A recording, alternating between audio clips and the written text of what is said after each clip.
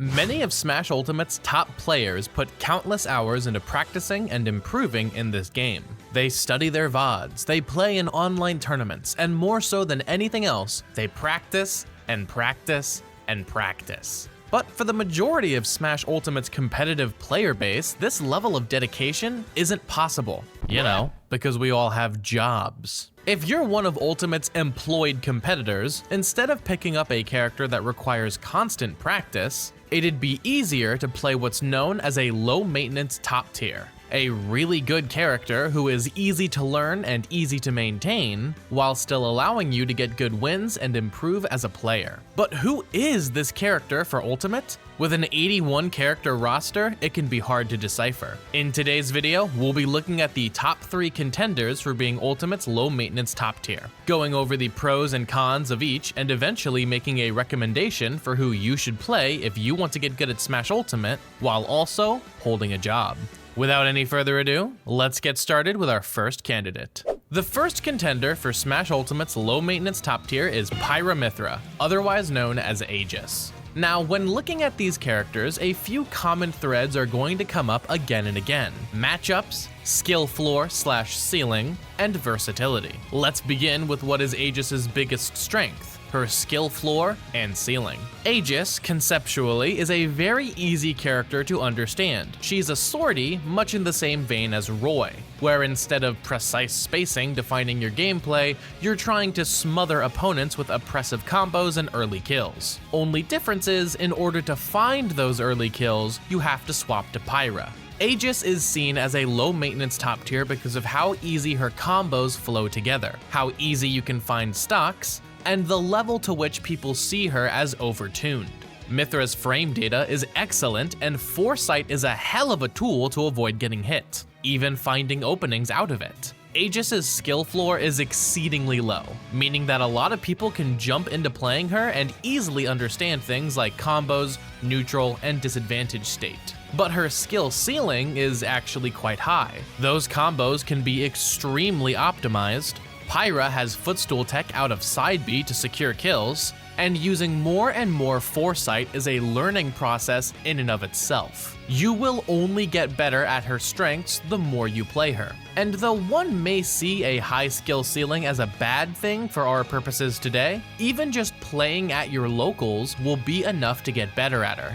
The only thing that'd need dedicated labbing is the aforementioned footstool combos. However, in this category, Aegis has one big weakness that the other two characters don't have to worry about.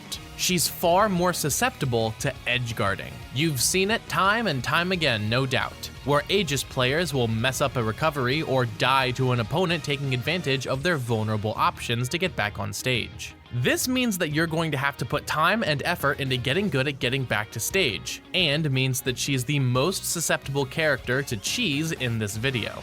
In terms of matchups, Aegis gets very good points as an ultimate character, but for the sake of the video, you could argue that Aegis loses more matchups than either of the other two candidates, maybe even combined. Through an optimistic lens, your biggest worries are likely Min Min, Diddy Kong, and Pikachu. These are the 3 matchups that Aegis mains struggle against frequently. But if we're being pessimistic, you could add a lot more characters to that list, like Meta Knight and Kazuya.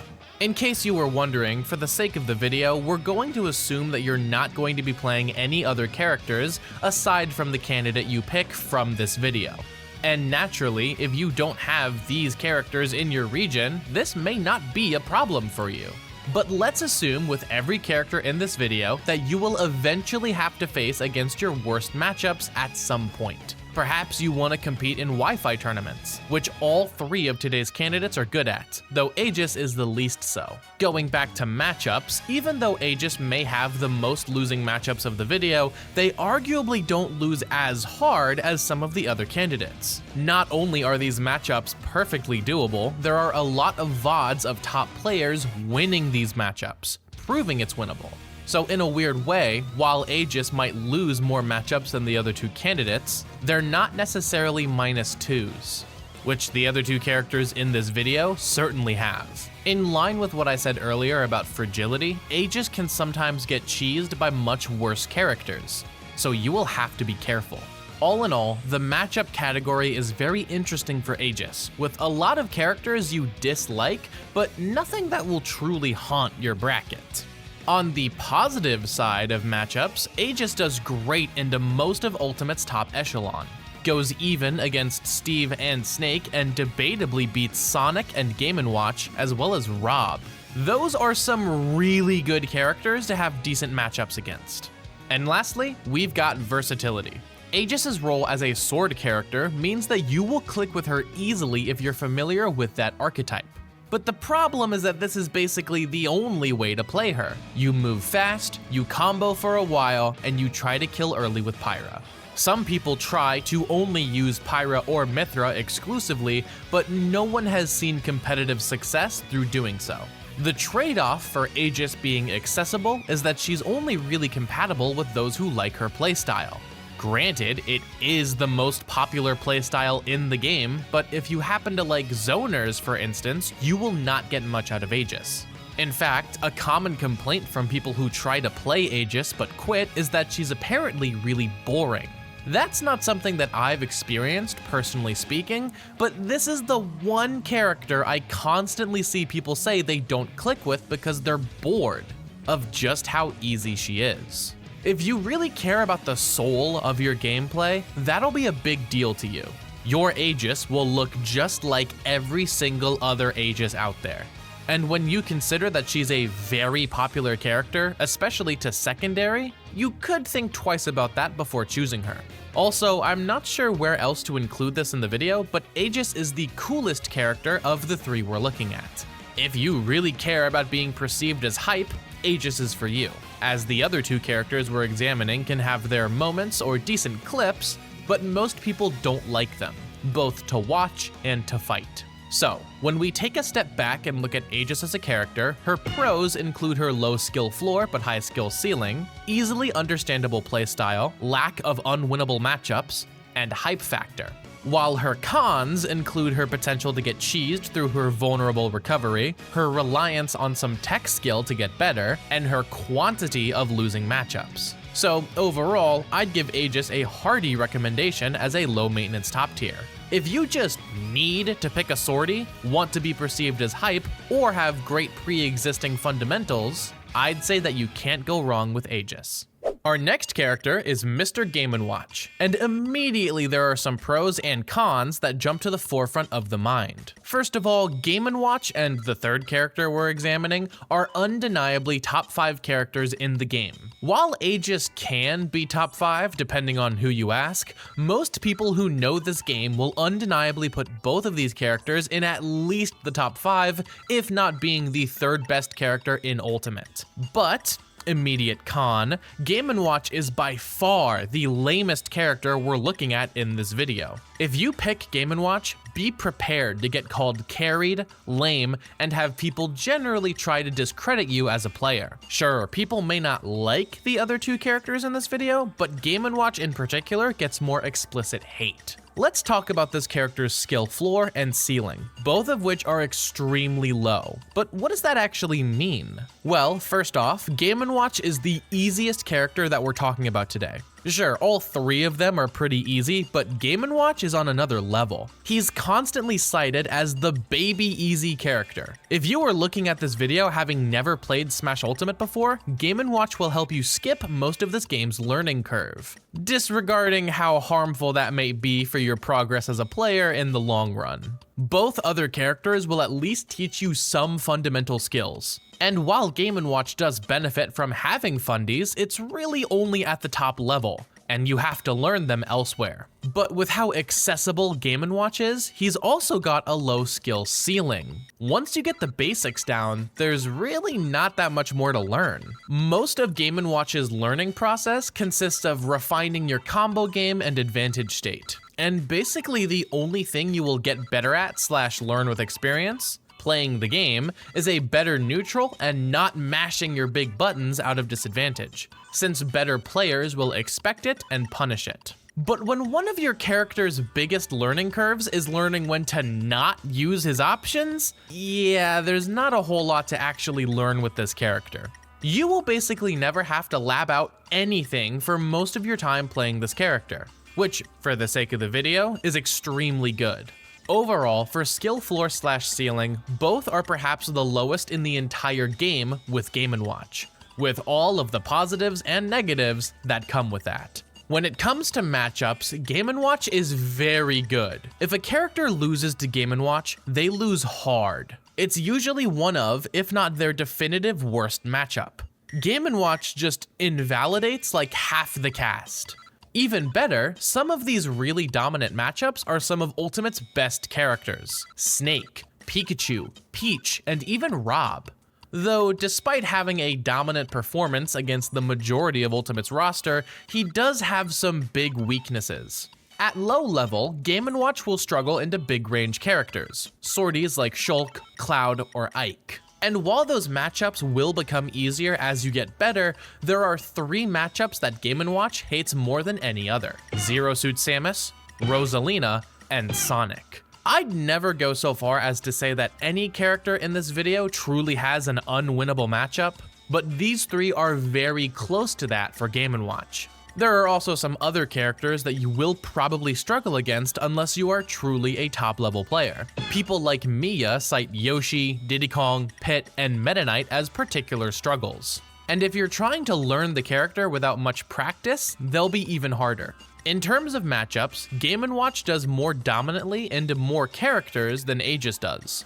You are far less likely to be cheesed, though the fact that Game & Watch is the lightest character in this video does mean that he is somewhat fragile at times. Combine that with his borderline unwinnable matchups into these 3 in particular, and I'd say Game & Watch is very dependent on your region's character pool in regard to whether you should pick him as your low maintenance top tier. Lastly, we come to what may be Game & Watch's biggest weakness: his lack of versatility. Game & Watch is Game & Watch is Game & Watch. If you've seen one play, you've seen them all play. Even Aegis wasn't this cookie cutter with their expression, or lack thereof. This has quite a few consequences for our video today. First of all, it should go without saying that if you care about standing out and having soulful play and self-expression, stay far away from Game & Watch.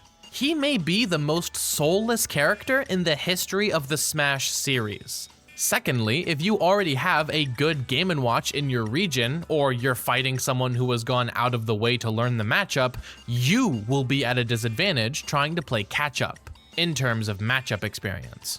Game & Watch is a very demonic character for anyone who hard loses to him, but if you go out of your way to learn the matchup, he becomes significantly easier to fight.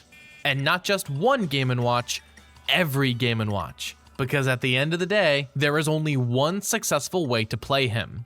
And you will never be able to matchup check someone who knows what that playstyle is. Overall, Game & Watch's pros include his role as the game's easiest top tier, his dominance over half the cast, and his overall high tier list placement. While his cons include certain matchups that are borderline unwinnable, and a lot more that you will struggle with as you learn him. He's also extremely cookie cutter, soulless, and one of Ultimate's most hated characters. You should pick Game & Watch if you want the easiest character and don't care what depth you have to stoop to in order to get that. Also, make sure you actually click with his playstyle before you main him, because he only has one, with no variance in his gameplay, broadly speaking.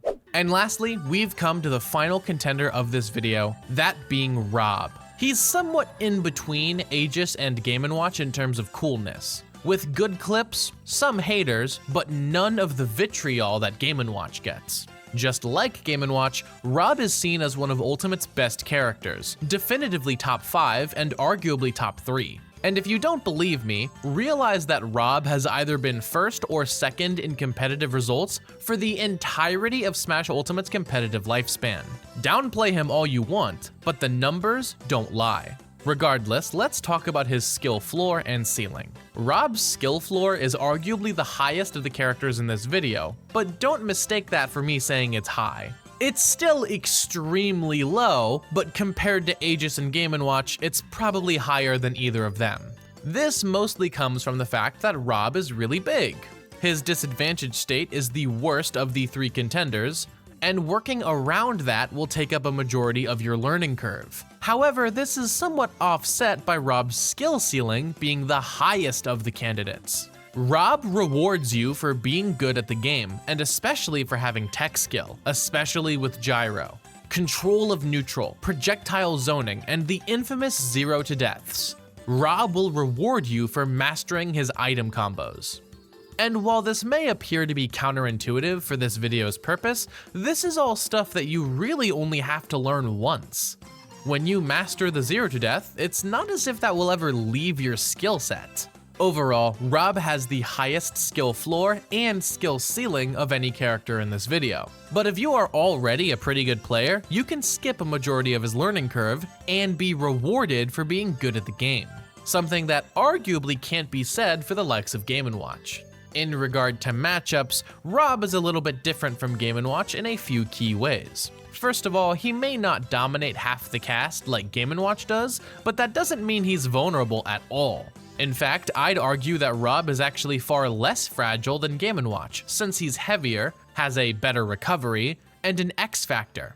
Robbing stocks with the 0 to death far more consistently than Game & Watch can with a 9.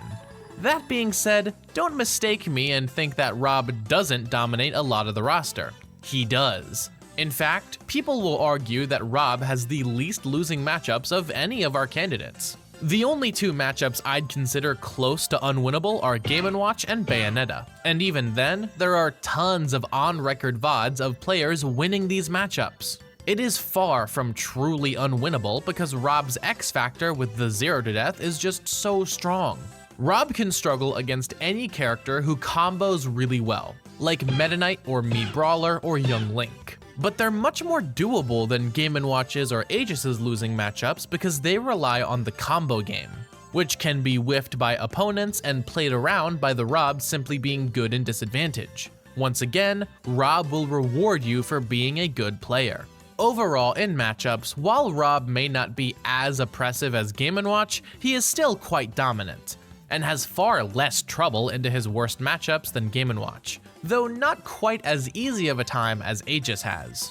Lastly, let's discuss Rob's biggest strength, his versatility. For both Aegis and Game & Watch, I've spent this section going over how both characters can only play in one way, but for Rob, that is far from the case. In my mind, there are three main ways to play Rob: a Fundy's God, like Zamba does, a projectile savant like Anathema does, or a 0 to death master like MK Big Boss does. A Fundy's God simply relies on their raw fundamental understanding of Smash Ultimate to carry them to a win. They utilize Rob's excellent boxing options, but in a more traditional combo than the 0 to death heavy players. A projectile savant utilizes both neutral B and down B to turn Rob into a zoner. Laser is a powerful area denial tool, which is hard to react to, while gyro will do literally everything for you, including your laundry. You can see how players like Anathema utilize insane combos with the gyro outside of the 0 to death, playing a game of ping pong, except that the opponent's paddle is their face. And lastly, you can master the 0 to death, specializing in stealing stocks in the blink of an eye. You can see how players like MK Big Boss fish for it throughout the game, and if you get caught with basically any move while Big Boss has gyro, you're probably going to lose your stock. These three core triforce of Rob playstyles are the extremes. You can mix and match them at will to truly express yourself through your play, something that Aegis and Game & Watch cannot say. Truly, anyone can play Rob and likely find a way to play that they both like and works competitively. And this is the key strength that sets Rob apart. When we look at the character as a whole, Rob's pros include his phenomenal versatility, allowing soulful play and self-expression, his dominant performance over a lot of the roster while barely having anything close to an unwinnable matchup, or at the very least, having less than Game & Watch, and how Rob will reward you for being a good player with his high skill ceiling. Rob's cons include having the highest skill floor out of any of our candidates. I'd say that if you haven't played Ultimate before and you're watching this video, you should probably stay away from Rob, since he somewhat relies on pre-existing fundamentals. But, of the three characters we've discussed in this video, who is the low maintenance top tier across Ultimate's roster? Well, This may be controversial, but I'm going to give it to Rob. Let me clarify, I do think that Game & Watch is an easier character to first learn. So if you're going into this without a lot of Ultimate experience, I do think he's a better pick. But what puts Rob in a tier of his own is his versatility and X factor. And when I have to pick a character to represent Ultimate's entire player base as the low maintenance top tier, I find it hard to pick Game & Watch, since the only people who play him are those who can tolerate his soulless gameplay, and the lowest skill ceiling of the 3 candidates. I think Rob can appeal to quite literally anyone. When Zomba won Genesis X over top players like Tweak, Sonics, and Spargo, do you know how many times he used Rob's X Factor, the infamous 0 to death combo? None. He didn't use it once. If that doesn't say it all right there, I don't know what does. Also, Rob has quite a lot more results competitively than either Aegis or Game & Watch. Aegis is mostly used as a secondary for already good players, with barely any solo mains. And Game & Watch is really carried by the triforce of Mia, Meister, and Monty, while the rest of his player base struggles to catch up. Rob has consistently been top 2 in competitive Smash results since the release of the game, and he currently has the 2nd highest amount of representatives in major top cuts and the global rankings, only behind Steve, the best character in the game by a country mile. I know that Rob mains love to downplay their own character, but the data is what matters. And that data emphatically shouts that Rob is Ultimate's low maintenance top tier. Were there any characters I didn't include in this video that you think should have been here? Palutena, Roy, Min Min even? Feel free to have a discussion about it in the comments down below. With that said, I've been RISTERMICE, and I am really going to regret recommending Rob so hard when he's my least favorite matchup in the entire game. What have I done? Regardless, thank you all so very much for watching, and I'll catch you next time. All right. This is not the spot you want to be. You seen what Mia can do with a ledge trap. Oh my God. When he's cooking. When he's chefing. Oh, he didn't get it.